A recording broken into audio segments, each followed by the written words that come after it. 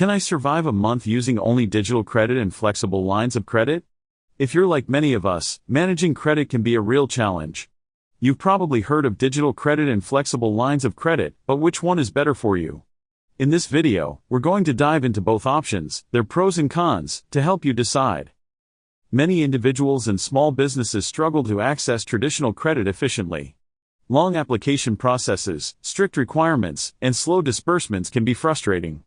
This is where digital credit and flexible lines of credit come in, to provide quicker, more accessible alternatives. These new credit options aim to solve the problem by offering faster access to funds. For instance, digital credit can provide instant loans or buy now pay later options, while flexible lines of credit offer a revolving credit facility. Let's start with digital credit. This type of credit includes instant loans and buy now pay later options.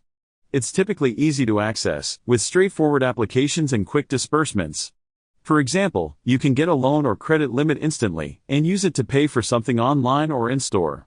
On the other hand, flexible lines of credit, like revolving credit or overdrafts, offer a pool of funds you can draw from as needed. These often come with a credit limit, and you can repay and reborrow as your financial situation changes. Digital credit usually has a fixed repayment schedule and interest rate.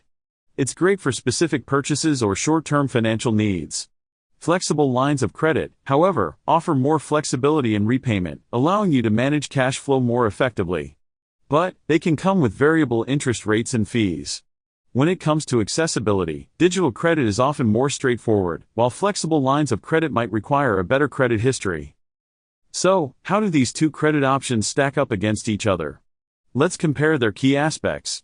Speed of access. Digital credit usually wins here, with instant approvals and disbursements. Interest rates. Flexible lines of credit can be more competitive, but come with the risk of variable rates. Repayment flexibility. Flexible lines of credit offer more leeway here. Impact on credit score. Both can affect your score, but in different ways. In summary, digital credit is great for quick, specific needs, while flexible lines of credit offer more flexibility for ongoing financial management.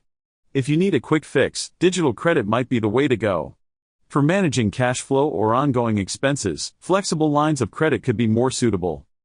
Have you used digital credit or flexible lines of credit before? What was your experience like? Share your stories in the comments below. If you found this video helpful, subscribe to our channel for more financial insights and comparisons.